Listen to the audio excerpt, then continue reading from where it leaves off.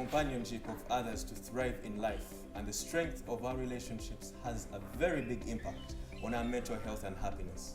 Today, at the Growth Catalyst, we welcome you yet again to the 5th episode with The Move. I'm Levson, your host today, with Mr. Bill Bekunda. Mr. Bill, so much welcome to the show. Thank you very much for hosting me. Oh, yes. Yes. It's always very exciting. It's always a time to learn a lot from each other. Well, today we are tackling a very interesting topic about social media and mental health. We want to understand how is social media affecting mental health in teenagers and young adults. Mr. Bill, tell us what's trending in your world. In my world, I'm a Yes. little bit on the older side. So Yes. what is trending now is how to manage post-COVID, how to make Oh, yes. money, how to invest, how to change to the new order, as Yeah. we call it, because work ethics have changed, work approaches have changed. We've seen that even, the work tools, some people are going to be laid off, gadgets are taking over. Oh, yes. Computers are going to do some other people's jobs. Others are going to be encouraged to work from home because they've seen the advantage of that. And of course, the no more hula baloo of Oh, yeah. people excited about driving. And that is what is happening in my world. And all of it is found Oh, right yes. here on social On media. social media. Yes. So it's a positive aspect for the ones who are using social media the right way. Yes. Well, I love the fact that social media has a very, very, very positive impact. But then we have the youths who are using it for the negatives.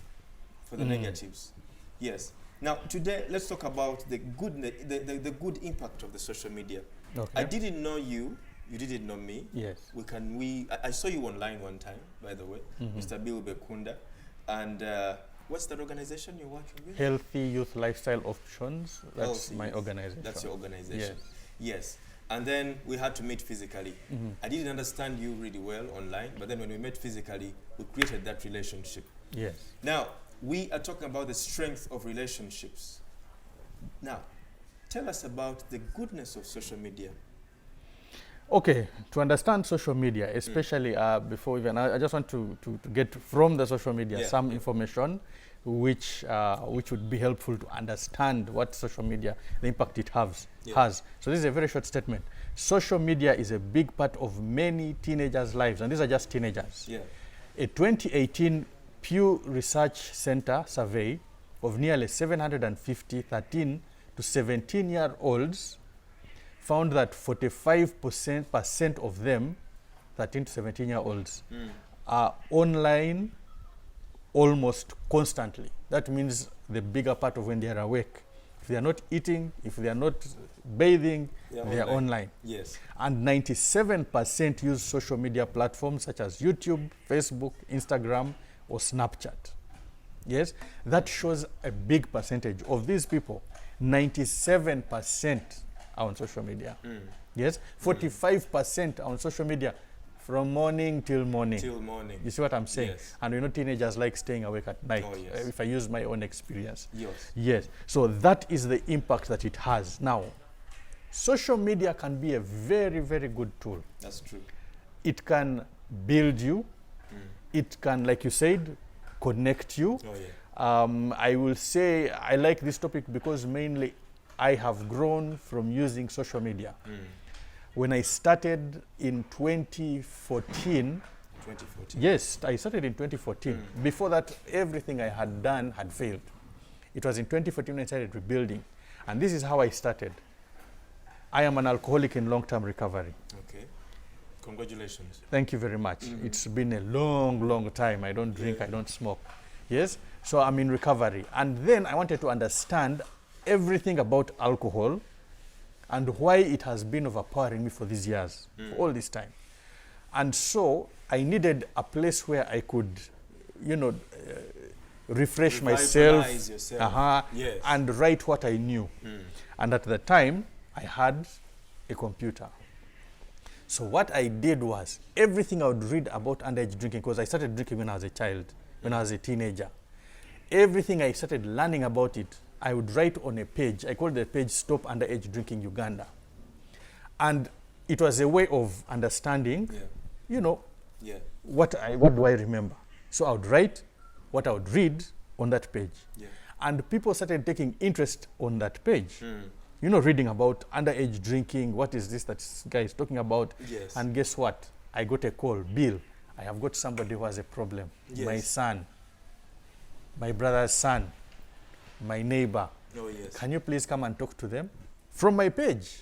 Oh, yes. Next thing that happened was, can you come to our school and speak to these schools? Yes. I think that's where Derek found me Yes. from the move. Mm. And he also called me to go and, because I had never met him, but he says, oh, I've been following your work. And the next thing he's taking me to a camp, he's taking me to, you know, Yes. and that is social media. That is the positive bit of it. Yes. As I was learning, I didn't even understand it much. Mm. I started getting exposure. People started seeing value in it. And that I realized it can no longer just be a page. It needs to be something. Oh, yeah. That is how I started the organization to encompass it. Not only underage drinking, but addictions in general. Because underage drinking led me to becoming an addict. Oh, yes. So what did I need to do to start? Healthy youth lifestyle options. Options for the youth to live a better life. Oh, yes. It also started as a page. Then by 2017, I realized it is more than just a page, because people are calling me, I need a central point to pull my resources, and it became registered. Registered. Oh, yeah. You see what I'm saying? That's good. That's good. And now it is fully blown. Are you seeing what I'm saying? Oh, yes. All that started from social media, and it can actually build someone, especially in the age of, as we've seen, the younger people are glued on it. 97% use either Facebook, YouTube, Snapchat, or other. So, 78, before we finish, 78% of Ugandans are youth. true. They use. Social media. That's true. So if you use it right, you will make good friends, you will make good business deals, opportunities will come to you, and it can actually build your life. That's very good. Yeah. Now, I love the fact that to the viewers, you talked about discovery. I see discovery with care, because you'll discover a lot of things, but again, with care. You need to be very intentional of what you really want to find. Yes. Yes. So it's a source of discovery. It's a source of valuable information. And again, it's an outlet for creativity and self-expression. So you were able to express yourself on social media, and the audience was able to pick you up from there, Yes. which is a very good positive impact. Yes. Okay. Now let's talk about the youths who are using social media in a bad way and linking it to the impact of mental health in their Okay. lives. And most of them don't even realize that they have mental health. Okay. Yes. So now, when I'll go back to the statistics that I read here Yes. from social media again, yeah, and here it says 45% of the teenagers ages 13 to 17. This is a survey of 750 young people who are teenagers between the age of 13 to 17. They found that 45%, that is almost half of them, Yeah. that is half of 750. Yes. That's almost 400 people. Yes, 400 of those teenagers were using it 90% of the day. 90% of the day. Yes. Mm-hmm. Now, Very big number. that in itself is a problem. How does it become a problem? That is when you become dependent on it. You need it to feel good. It is just like any other addiction. When somebody takes a drink, an alcoholic drink, smokes weed, takes opioids or whatever other drugs they choose, even these pharmaceutical drugs, and they need them to feel a certain way, they become addicted.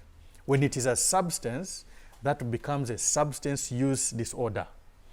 When Substance use disorder. yes, when Mark it that. when it is an emotion, Yes. that becomes an impulse control. You need it. You find that how many of us can actually put our phones away for 3 days? Impossible. Okay, if you forget your phone at home, You have to go back and get it. I mean, all of us. Think Yes. of it. You know what I'm Yes. saying? Yes. You feel like you've missed something. Now, if you become attached to it and you find that I am not comfortable, I cannot even work or operate normally because I left my phone at home, it is a problem. You get distracted, your productivity is reduced. That's true. Instead of concentrating on your work, you're concentrating on what you are missing, which is not as important as the work you're actually supposed to be Exactly. doing. True. So if I forget my phone at home, I should be like, eh, thank God I've left the phone. I'm not going to be I'm disturbed. going to concentrate.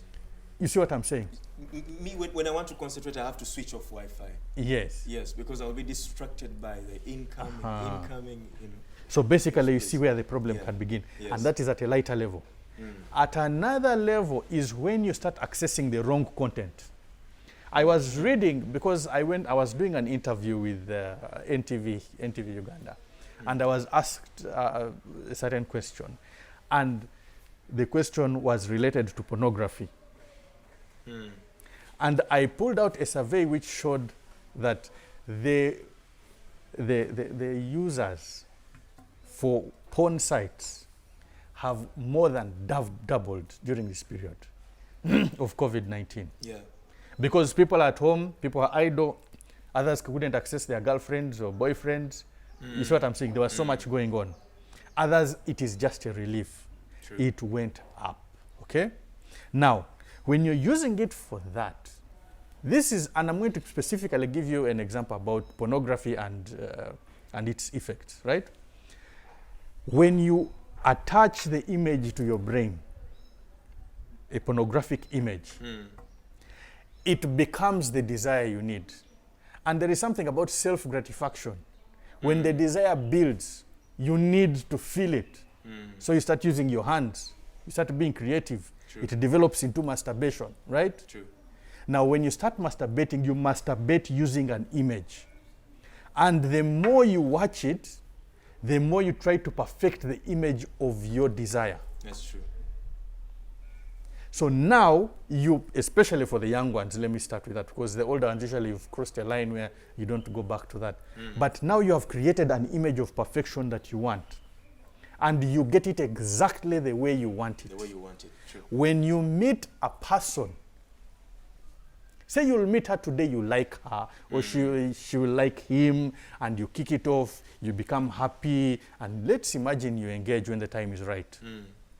You will not be satisfied because she does not meet the criteria of your expectations. Your expectation. True. When You're you're- imaginative. Yes, when you're having sex with her, she doesn't do it exactly the way you want. When you are masturbating, you do it exactly the way you want. That's true. So you become dependent on the masturbation. That's true. It corrupts your brain. You now start losing touch with human beings.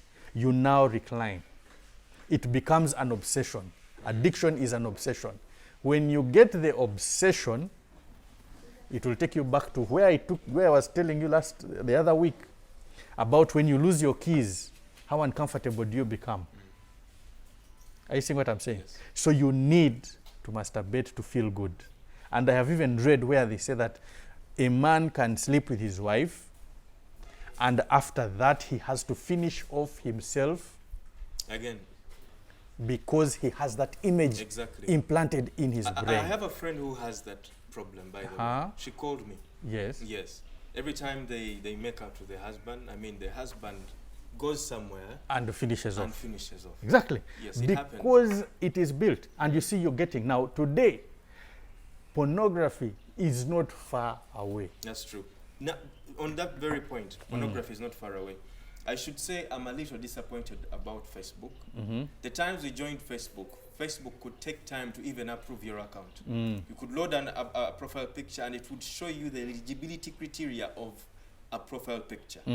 Once it found that your profile picture was abusive, the content you load is abusive, pornographic, it would block your account. But nowadays, you can upload anything on Facebook. Yes. So I pity parents who let their children, their teenagers, open up Facebook accounts. How do you control it? The gadget is in my hands.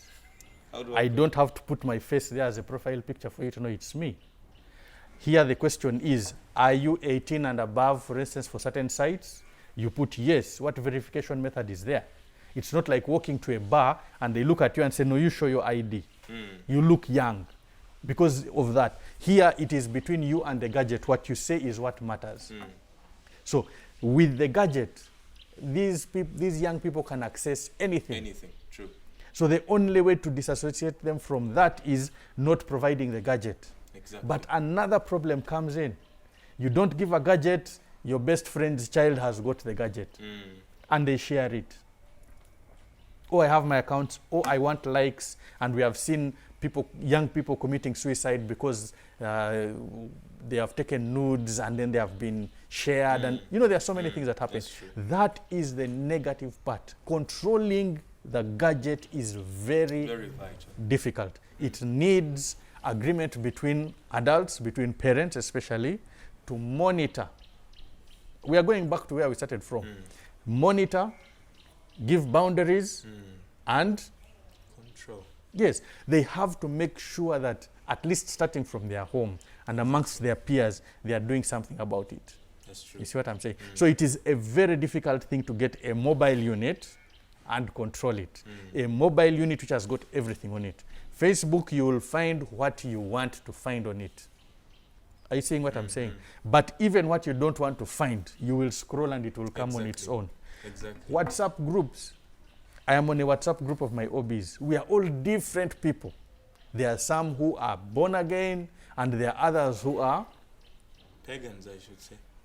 what I don't. Whatever. Let me not. Different Let me not call denominations. names. Yes. Different denominations. So one is sharing this content, another one is sharing this content, another one wants to influence the other one is bashing the other, and it's up to you to get off or stay on, depending on what you want to do there. So I am on a group where they actually share content that I even fear my phone to be somewhere where my daughter can land on it anytime. But because I need to find a way of influencing them there in that space, if I leave them, there'll be nobody to put checks and balances. So I'll question, why are you doing this? This is not good. How would you like your daughter to see? You see what I'm saying? And then they'll bash you, but then you'll get support. No, you can't do this, blah, blah, blah. So basically we are saying that there is a merge of so many things that we are dealing with. That's true.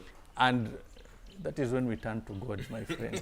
Exactly. That is when we turn to God. Exactly. Now, the youths, you're sharing very good information. Yes. There is something called FOMO, the fear of missing out, yes. And the youths are facing this a lot. It is what pushes them to get this gadget, like you shared. A neighbor, or a friend has another friend who has a gadget, and then they don't have a gadget, so they fear missing out. Yes. They feel, in fact, they feel the people who are on social media have a better life Yes. than them who are not on social media, so they fear missing out. Yes. Kindly talk about that. You see, social media is a life of lies. Nobody posts, except if it is for fun matters, nobody posts the negative. Exactly. In fact, you will be annoyed. You're fighting with each other. And then someone says, let's take a selfie. And you'll see the smiles coming out. That's true. That's true. Are you seeing what I'm saying? If I do it myself, what about others? That's true. So you come from being hungry, you enter a restaurant, and you take a picture of the good life. You see what I'm saying? Yeah. There is a lot of deception there. And like I said, on a gadget, you cannot control it. We just have to educate people about it. And this usually starts in homes, it starts in churches where we have access to people, in mosques, wherever it is that you happen to be. It starts in your community. 1, 2 people talk about these things and other people get educated about them. Otherwise, it is a time bomb that we are sitting on. Very true. Yes. Very true. So you need to mark this, that few people or rarely people share their low points. Now, if you think people are living better lives on social media, no, they are not. They have their, Yes, okay. Are you familiar with cyberbullying? Yes, I am. Yes. I've actually had a full session of this at Gayaza High School. Basically, the topic was bullying, but cyberbullying had not been part of it. It had been mentioned, but it wasn't discussed. And so I had to come up and discuss it. Cyberbullying is peer pressure. Yeah. You see what I'm saying? It is pressure. Bullying actually is pressure. You apply pressure on somebody to make them do what you want them to do or to humiliate them, whichever it is. See what I mean? So cyberbullying is, number one, it can start as simply as, how can you not have many likes? You're fake. I mean, if you're talking about young people. Do whatever it takes to get likes. If it means I show my leg, I will show it. If it means I go topless, I will show it. Depending on the influence and the opportunity you have to do it. Let's go a little bit back. the brain of a teenager starts developing the prefrontal cortex, the front part of the brain, which deals with reasoning and judgment, thinking about consequences and what happens in the future. You see what I'm saying? Because of that, there is still a lot of confusion. They are discovering new things. They are willing to take risks. They are just beginning to understand life. They are ready to take risks. So now, it comes in that I need to make appearances. And it's no longer about making appearances on the school compound. It is making appearances on my gadget. There is also cyberbullying of, say for instance, sexting.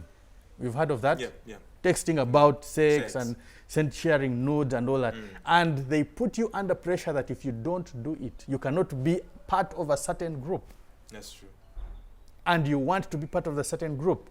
In my time, because there was not enough social media, it was about the cool guys. When I started drinking, I was not stressed. I was not from a poor family that I needed help. I was none of those things. My buddies just said, Bill, come and see how we do it.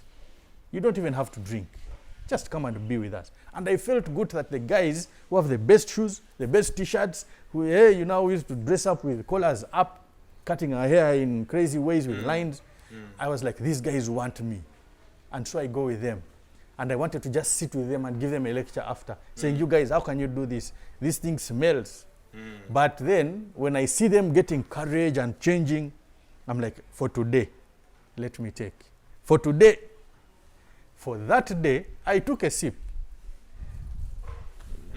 My life never became the same again. It was like the Holy Spirit had fallen upon me. And my life, I mean, I was happy, I was excited, I was courageous. The consequences I couldn't see, my grades dropped. Oh, yeah. Suspension came in my senior 4. Yes. Expulsion in my senior 6. When I started, it was just because I felt good. When it reached that point of expulsion, I couldn't control myself. Same here. Cyberbullying. Okay, because of the pressure, let me just do it. You take a picture in your bra and you see 1,000 likes in one day. Why won't I go topless? That's true. When you see so-and-so slept with so-and-so, groupies and things of that nature, why won't I go for it? If everybody is sitting on the table with a drink, why not? You see, the bullying does not have to be harsh. It can also be coercive. That's true. And they lure you in. You know, say a serpent, a snake. It doesn't come shouting that I am coming. No. There's only one which even beats like drums. It's a rattlesnake, but makes some good sound. But it will come slithering on the floor, hiding, and you just say, yeah, choop.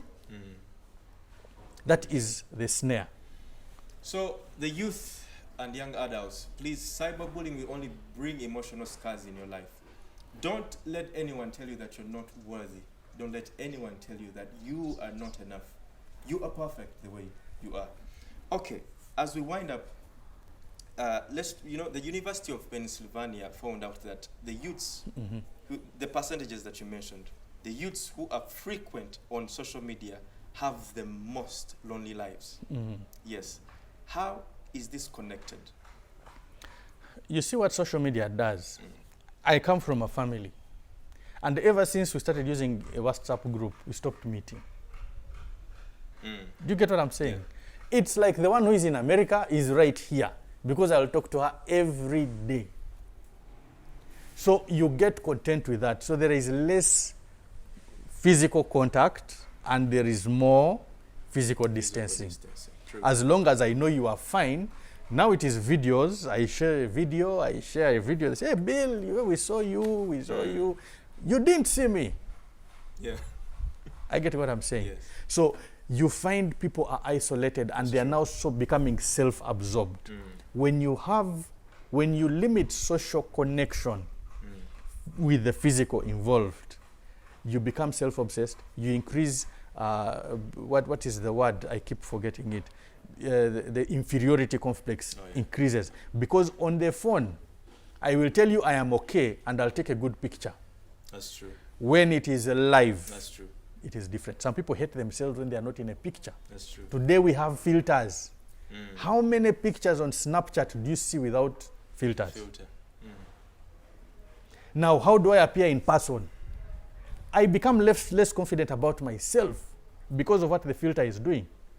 The people who made the filters, they are not bothered about your mental health. They are bothered about earning money. That's true. So if my priority is to earn money, I'll do anything to get more people involved, regardless of how it affects That's them. true. Like how they sell fast food here. People of chicken and chips, they don't like me anymore, some of them. Because I tell them they are selling poison. And then the question is, this is not a good topic. Anyway, the question is, what you are selling, Yes. does it enable a person to avoid the hospital, or does it enable the person to end up in hospital? If the answer is it enables you to get into hospital, then it's a bad thing to sell. Yeah. You can as well sell nutrition. You see what I mean? Then someone will say, that is paradoxical. You don't understand life. You have to survive. Yes, you have to survive. So why don't you just get a person and shoot him direct?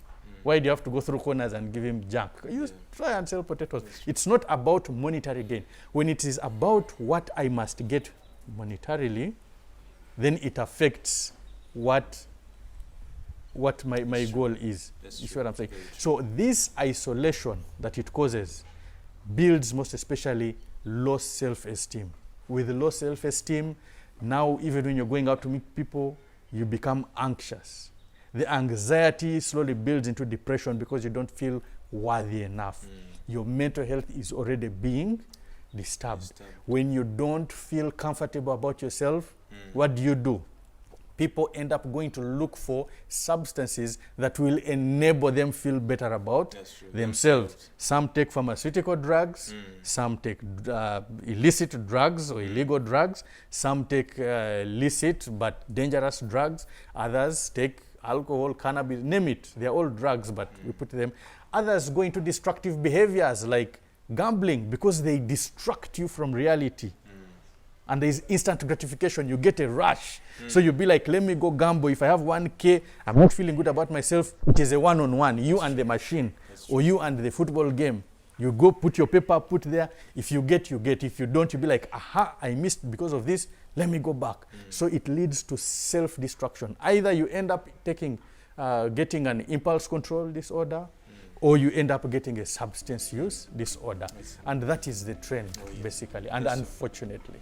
So social media can never be a replacement for real-life human connections. We need the connections of others to alleviate stress and be happier and fit in society. So thank you so much for being with us. Thank you so much for watching us. The Move. This is the Growth Catalyst again. Thank you so much, Mr. Bill Gakonda. You're welcome. Anytime. Yes, anytime. So watch out our next episode and we'll be happy to be with you. Thank you so much.